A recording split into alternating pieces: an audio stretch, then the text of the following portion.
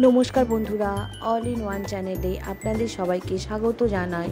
আশা করি সবাই ভালো আছেন, সুস্থ আছেন। আমরাও ভালো আছি। আজকে আমি পাবদা মাছের ভিন্ন একটি রেসিপি নিয়ে হাজির হয়েছি। রেসিপিটি অন্যরকম হলেও তবে খুবই সাধারণ ও খেতেও লাগে দুর্দান্ত। পাবদা মাছ আমি নিয়েছি বেশ খানিকটা, 500 গ্রামের মতো পাবদা মাছ আমি নিয়েছি। প্রথমে পাবদা মাছগুলোকে ভালো করে ধুয়ে পরিষ্কার করে নিয়েছি। তারপর পাবদা মাছগুলোর মধ্যে নুন, হলুদ ও একটু সর্ষের তেল আমি ভালো করে মাখিয়ে নিয়েছি। সর্ষের তেলটা দেওয়ার কারণ হলো পাবদা মাছটার গাটা খুবই মসৃণ হওয়ার কারণে মাছটা যখনই কড়াই দেব ফাটে, আর সর্ষের তেলটা দিলে ফাটবে না। এবার একটা ফ্রাই প্যান বসিয়ে ফ্রাই প্যানে 3 টেবিল চামচ পরিমাণ আমি তেল দিয়েছি। আবারও কড়াইয়ে তেল দেওয়ার পর কিছুটা পরিমাণ নুন দিয়ে দিয়েছি। নুনটা দিলে তেল ছিটাবে না, মাছটা ফাটবে না, এই কারণেই দিয়েছি। মাছটা এক পিঠ যখন খুব ভালো করে ভাজা ভাজা হয়ে যাবে, অন্য পিঠটা আমি উল্টে দেব। দু পিঠই খুব ভালোভাবে ভেজে নেব। দেখুন মাছগুলো ভাজা হয়ে গেছে, এবার আমি তুলে নেব। মাছগুলো খুবই লাল লাল করে ভেজে নিতে হবে। এবারে আর যে কিছু মাছ ছিল, এই মাছগুলো ওই তেলের মধ্যেই ভেজে নেব। আমি আর তেল দিইনি, যে তেল প্রথমে দিয়েছিলাম 3 টেবিল চামচ তেল, সেই তেলের মধ্যেই ভেজেছি। বলে রাখি, আজকে রান্নাটা আমি সমস্তটাই সর্ষের তেলেই করেছি। এবার ওই যে তেল আছে, ওই তেলের মধ্যে আমি কালো জিরে দিয়ে দিয়েছি। কালো জিরে হাফ চা চামচের মতো দিয়েছি। এবার 3টে লঙ্কা আমি ফাটিয়ে দিয়েছি। একটা পেঁয়াজ আমি কুচো করে দিয়েছি। পেঁয়াজ আর লঙ্কাটাকে দিয়ে ভালো করে ভেজে নিতে হবে। এখন আর এটাকে আস্তে ধিমি আঁচে ভাজতে হবে। আর ভাজার সময় নুন দিয়ে দেব। নুন আমি হাফ চা চামচ দিয়েছি। নুনটা দিলে ভাজা তাড়াতাড়ি হয়ে যায়।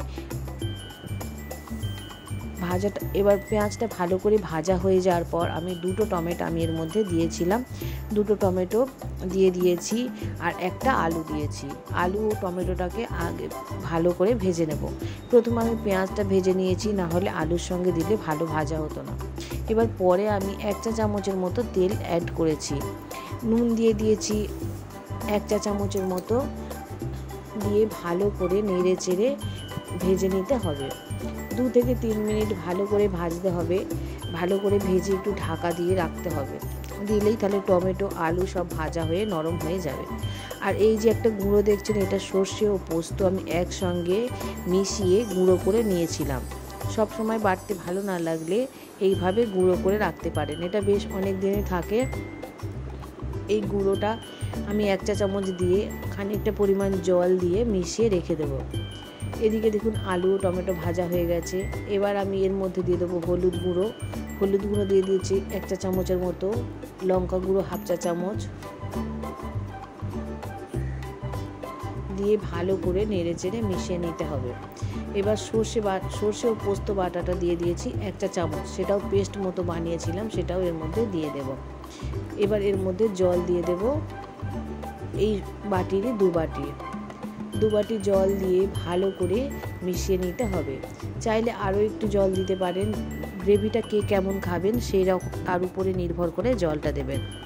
এবার চিনি দিয়ে দিয়েছি হাফ চা চামচ। চিনি দেওয়ার কারণ হলো পোস্ত ও সর্ষে আছে, সর্ষের মধ্যে হালকা তিতকুটি ভাব থাকে, একটু তিতো হয়, সেই কারণে চিনি দিলে তিতো ভাবটা কেটে যায়।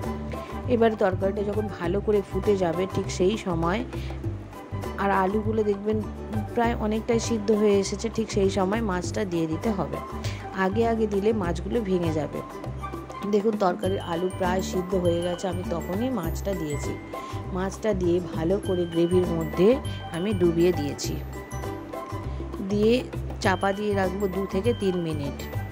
2-3 মিনিট পর ঢাকা খুলবো। দেখুন একদম টকবক করে ফুটছে। ও এবার এই পর্যায়ে আমি এর মধ্যে 2টো গোটা লঙ্কা, কাঁচা লঙ্কাগুলোকে আমি চিরিনি, গোটা অবস্থায় দিয়ে দিয়েছি ও কিছুটা পরিমাণ ধনেপাতা দিয়েছি। ধনেপাতা